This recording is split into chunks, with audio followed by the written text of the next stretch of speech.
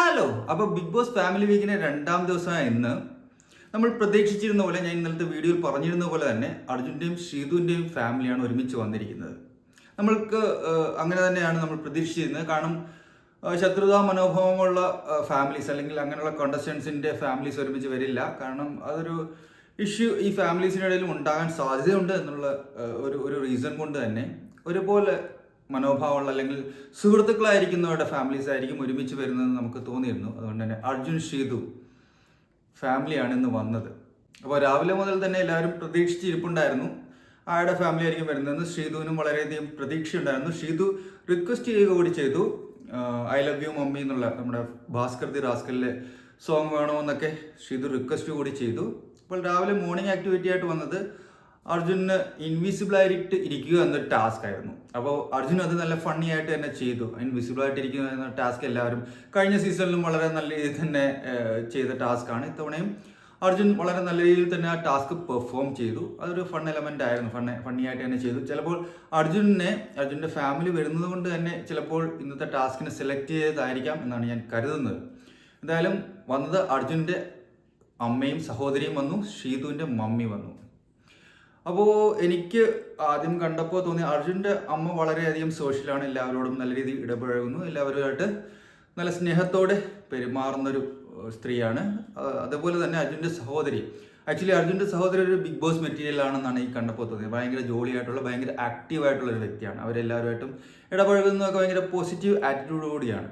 ഈ അർജുനായാലും ഒരു positive attitude ഉള്ള ഒരു വ്യക്തിയായിട്ടാണ് ബിഗ് ബോസിൽ കാണുമ്പോൾ തോന്നുന്നത്. പലരും വാഴ എന്നൊക്കെ കമൻറ്റ് ഇടുന്നുണ്ട്. ചിലപ്പോൾ അത് ആക്റ്റീവ് അല്ലാത്തതുകൊണ്ട് തോന്നുന്നതും അങ്ങനെ കമൻ്റ് ആയിരിക്കും വരുന്നത് സോഷ്യൽ മീഡിയയിൽ. ബട്ട് ആക്ച്വലി അദ്ദേഹം ഒരു പോസിറ്റീവായിട്ടുള്ളൊരു വ്യക്തിയാണ് അർജുൻ. അപ്പോൾ ആ ഫാമിലി കാണുമ്പോൾ തന്നെ നമുക്ക് മനസ്സിലാവുന്നുണ്ട് ഒരു പോസിറ്റീവായിട്ടുള്ളൊരു അറ്റ്മോസ്ഫിയർ ഉള്ളൊരു കുടുംബമാണെന്നാണ് കാണുമ്പോൾ തോന്നുന്നത്. അപ്പോൾ അത് വളരെ പോസിറ്റീവായിട്ടുള്ളൊരു അപ്രോച്ചായിരുന്നു അവരുടെ എല്ലാം. ഇതുവരെ വന്ന അമ്മമാരിൽ മാക്സിമം പേരെന്ന് പറയാൻ കാരണം എന്താണെന്ന് ഞാൻ വഴിയെ പറയാം. അതിൽ മാക്സിമം പേർക്കും എല്ലാവരെയും ഒരുപോലെ കാണുന്ന, എല്ലാവരോടും നല്ല രീതിയിൽ ഇടപഴകുന്ന ഒരു ആറ്റിറ്റ്യൂഡായിരുന്നു.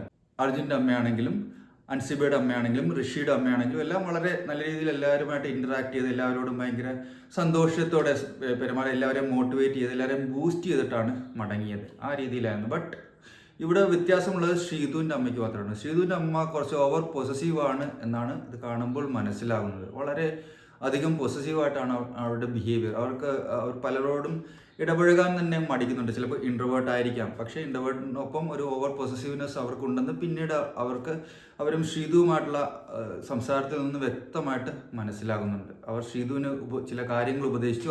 ആദ്യത്തെ കാര്യം ലൈറ്റ് ഓഫ് ആക്കുമ്പോൾ തന്നെ പോയി ഉറങ്ങുക എന്നതാണ്. രണ്ടാമത് രാത്രി എന്നുള്ള സംസാരം വേണ്ട. അതിന് കാരണമായിട്ട് പറഞ്ഞത് നീ ഉറങ്ങിയാലേ എനിക്ക് ഉറങ്ങാൻ പോകാൻ പറ്റൂ, രാത്രി നല്ല രീതിയിൽ ഉറങ്ങിയില്ലെങ്കിൽ എനിക്ക് തലവേദന വരും എന്നൊക്കെയുള്ളതാണ് റീസൺസ് പറഞ്ഞത്. പക്ഷേ അത് വ്യക്തമായിട്ട് അവർ പറയുന്നുണ്ടായിരുന്നു. അർജുനുമായിട്ടുള്ള കൂട്ടുകെട്ട് അവസാനിപ്പിക്കുക എന്നതിനുള്ള വ്യക്തമായിട്ടുള്ള ഇൻഡിക്കേഷൻ അവർ കൊടുക്കുന്നുണ്ടായിരുന്നു. അതോടൊപ്പം തന്നെ ഇതുവരെ 4 ഫാമിലീസാണ് വന്നിരിക്കുന്നത്. അതിൽ 3 ഫാമിലീസും പുറത്തുള്ള കാര്യങ്ങളൊന്നും പറഞ്ഞിട്ടില്ല. എല്ലാവരെയും ഒരുപോലെ കണ്ടു, ഒരുപോലെ സംസാരിച്ചു. പുറത്തുള്ള കാര്യങ്ങളൊന്നും ഡിസ്കസ് ചെയ്യാൻ അവർ താല്പര്യം കാണിച്ചില്ല. അതല്ലെങ്കിൽ ബിഗ് ബോസ് അങ്ങനെ ബ്രീഫിംഗ് കൊടുത്തിട്ടാണ് ഉള്ളിലേക്ക് വിട്ടതെന്നാണ് എനിക്ക് തോന്നുന്നത്.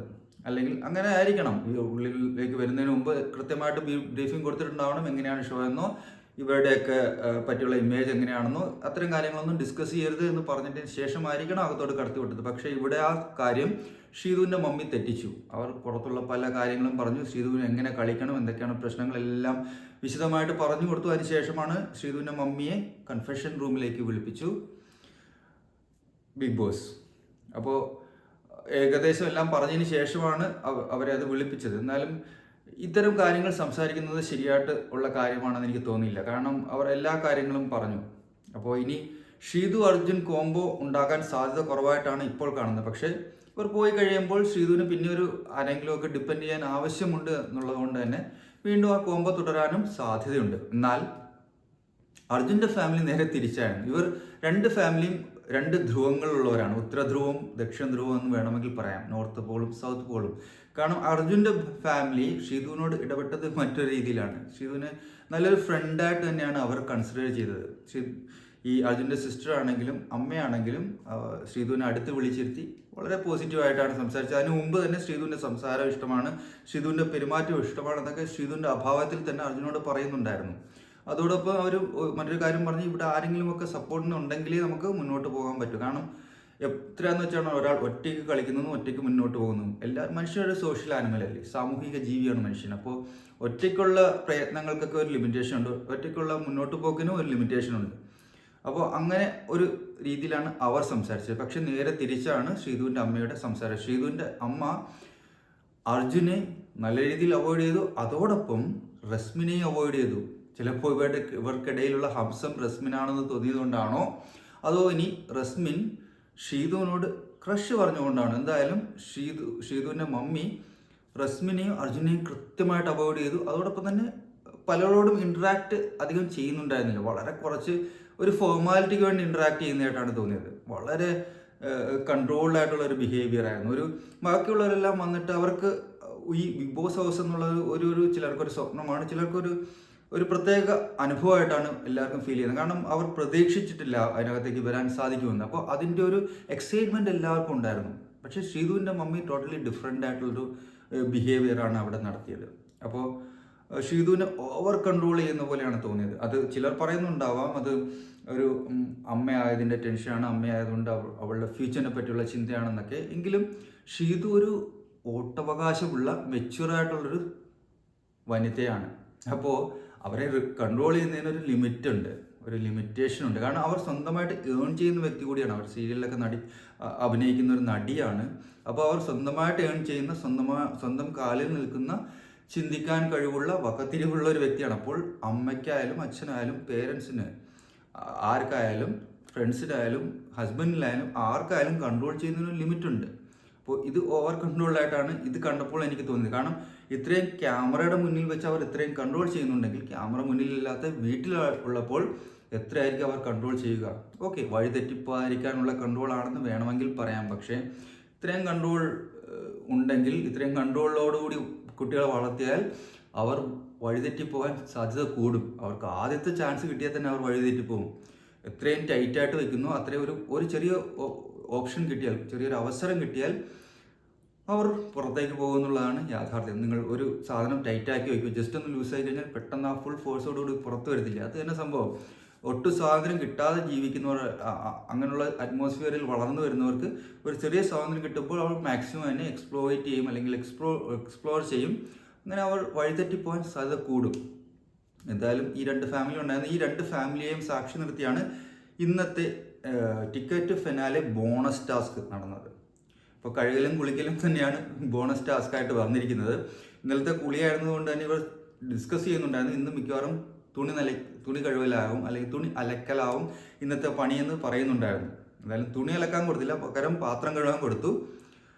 ആ പാത്രം കഴുകൽ പരിപാടിയിൽ Den team, Jinto, Nandana, Resmin, Den team ജയിച്ചു. എന്തായാലും ബാക്കി രണ്ട് ടീമുകൾക്ക് സെക്കൻഡ് പ്രൈസും ഒരു ടീമിന് തേർഡുമാണ് കിട്ടിയത്. അപ്പോൾ ഈ ബോണസ് ടാസ്ക് കുളിയും തന്നെയൊക്കെ ആണെന്ന് തോന്നുന്നു. ഇനിയിപ്പോൾ നാളത്തെ ടാസ്ക് എന്താണെന്ന് അറിയില്ല. ചിലപ്പോൾ ഇനി ഫിസിക്കൽ ടാസ്ക് വരുന്നേ ഉണ്ടാവുള്ളൂ. ചിലപ്പോൾ ഈ ഫാമിലീസ് ഉള്ളത് കൊണ്ട് കൂടുതൽ ടഫായിട്ടുള്ള ടാസ്ക് കൊടുക്കണ്ട എന്ന് കരുതിയിട്ടാവണം അവർ ഇങ്ങനെയുള്ള സിമ്പിളായിട്ടുള്ള ടാസ്ക് കൊടുത്തത്. അതിനുശേഷം ഈ ഫാമിലീസ് എല്ലാമായിട്ട് ഡാൻസും പരിപാടികളൊക്കെ ഈ ബിഗ് ബോസ് ഹൗസിലെ ഫീമെയിൽ കണ്ടസ്റ്റൻസ് നടത്തി. അപ്പോൾ നമ്മുടെ അർജുൻ്റെ സിസ്റ്റർ അശ്വനിയും നീതു ഒരുമിച്ച് ഡാൻസൊക്കെ ചെയ്യുന്നുണ്ടായിരുന്നു. ഒരു സമയം ആക്ച്വലി ശ്രീധുവിൻ്റെ മമ്മിയുടെ മുഖം അത്ര പ്ലസൻ്റായിട്ട് കണ്ടില്ല. ഇൻഫാക്റ്റ് ആ മത്സരം നടക്കുമ്പോഴും മത്സരത്തിൽ ശ്രീധുവിൻ്റെ ടീമാണ് പരാജയപ്പെട്ടത്. തേർഡ് പൊസിഷനാണ് അവർക്ക് കിട്ടിയത്. അപ്പോഴും ഒക്കെ അവരുടെ മുഖത്ത് അതിൻ്റെ വിഷമം വളരെ കൃത്യമായിട്ട് കാണാൻ പറ്റുന്നുണ്ട്. അവർക്ക് ചിലപ്പോൾ എക്സ്പ്രസീവ് ആയിട്ടുള്ളൊരു വനിതയായിരിക്കും, ഒരു സ്ത്രീ ആയിരിക്കാം. എന്തായാലും അപ്പോൾ ഇതുവരെ വരുന്ന ഫാമിലിയിൽ നിന്ന് ഡിഫറെൻ്റ് ആയിട്ടുള്ളൊരു ഫാമിലി ആയിട്ടാണ് ഷീതുവിൻ്റെ മമ്മിയെ എനിക്ക് തോന്നിയത്. അപ്പോൾ ഇനി നാളെ ഏത് ഫാമിലിയാണ് വരുന്നതെന്ന് നോക്കാം. നാളത്തെ ഫാമിലി ഡേയിൽ ഏത് കപ്പിളായിരിക്കും, ഏത് ആരുടെയൊക്കെ ഫാമിലി മെമ്പേഴ്സ് ആയിരിക്കും വരുന്നതെന്ന് നമുക്ക് കാണാം. അപ്പോൾ സായി ആഗ്രഹിക്കുന്നത് സായിയുടെ അച്ഛൻ വരരുത് എന്നാണ്. സായിയുടെ അച്ഛൻ വരരുത് എന്ന് ആഗ്രഹിക്കുന്നതുകൊണ്ട് തന്നെ സായിയുടെ അച്ഛനെ ബിഗ് ബോസ് കൊണ്ടുവരാൻ സാധ്യത കൂടും. കാരണം അങ്ങനെയാണെങ്കിലല്ലേ അവിടെ ഒരു ഇഷ്യൂ ക്രിയേറ്റ് ആവും, അല്ലെങ്കിൽ എന്തെങ്കിലും ഒരു ഇമോഷണൽ മൊമെൻറ്റ് ക്രിയേറ്റ് ആവും. ഇമോഷണൽ മൊമെൻറ്റ് ക്രിയേറ്റ് ആവാൻ സാധ്യത കൂടുതലാണ്. കാരണം ഇവർ തമ്മിൽ ഫ്രിക്ഷൻ ഉണ്ട്, അച്ഛനും മകനും തമ്മിൽ ഫ്രിക്ഷൻ ഉണ്ട്. അപ്പോൾ അങ്ങനെ ഒരു കണ്ടീഷനിൽ അച്ഛൻ ഇങ്ങനൊരു സിറ്റുവേഷനിലേക്ക് വന്നാൽ അവർ തമ്മിലുള്ള മഞ്ഞുരുകാനും അവിടെ ചില ഇമോഷണൽ സീൻസ് ഉണ്ടാവാനും സാധ്യത കൂടും. അപ്പോൾ സായിയുടെ അച്ഛനെ തന്നെ കൊണ്ടുവരാൻ സാധ്യത കാണുന്നുണ്ട്. പിന്നെ ഈ ഫാമിലീസ് എല്ലാം വരുമ്പോഴും ഈ ഡിസ്കഷൻ നടക്കുമ്പോഴും എല്ലാം ഒഴിഞ്ഞു മാറി നിൽക്കുന്ന ഒരാളെ നമുക്ക് കാണാൻ കിട്ടും. അതാണ് അഭിഷേക്. ഈ അമ്മയെ പറ്റിയുള്ള പാട്ടുകൾ വരുമ്പോഴും ഓരോരുത്തരും തൻ്റെ ഫാമിലിയെ കാണാൻ ഓടുമ്പോഴും പോക്കറ്റിൽ കൈയിട്ട് വളരെ വികാരത്തോടെ, എന്നാൽ വികാരം പ്രകടിപ്പിക്കാതെ, വികാരം ഉള്ളിൽ കൺട്രോൾ ചെയ്യുമെന്ന് നമുക്ക് മുഖം കാണുമ്പോൾ മനസ്സിലാവും. ആ രീതിയിൽ നിൽക്കുന്ന അഭിഷേകിനാണ് എന്നും കാണാൻ കിട്ടുന്നത്. കാണുമ്പോൾ ആക്ച്വലി കഷ്ടം തോന്നും, സങ്കടം തോന്നും. അമ്മയില്ലാത്ത ഒരാളാണ്. അപ്പോൾ അയാൾക്ക് ഉണ്ടാകുന്ന വികാരങ്ങളെ, അതും ഇതുപോലൊരു സിറ്റുവേഷനിൽ ഉണ്ടാകുന്ന വികാരങ്ങളെയും വിചാരങ്ങളെയും നമുക്ക് മനസ്സിലാക്കാൻ പറ്റും. എന്തായാലും പുതിയൊരു വീഡിയോയുമായിട്ട് ഉടൻ തന്നെ വരാം. Thank you.